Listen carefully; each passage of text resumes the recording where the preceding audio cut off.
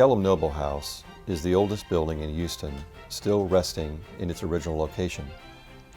How has this impressive brick building survived for more than 173 years?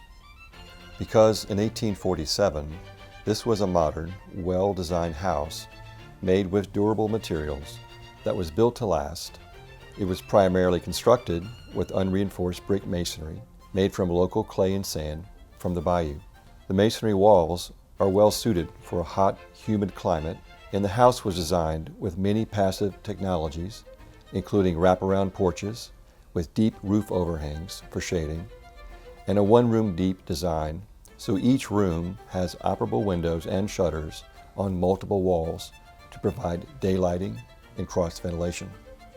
You could say the house worked like a machine for living, keeping its occupants comfortable in all but the most humid conditions. However, by the turn of the 21st century, the building was showing its age in several places. After expert structural and environmental analysis, the Heritage Society determined that this historic home needed some significant restoration work. The philosophy guiding the restoration work was to stabilize the structure without making too many irreversible alterations.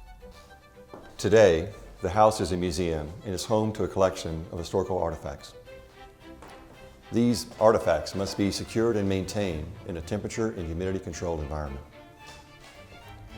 The challenge was how to provide climate control without the air conditioning equipment compromising the historical aesthetics. Previously, the house was cooled with window units.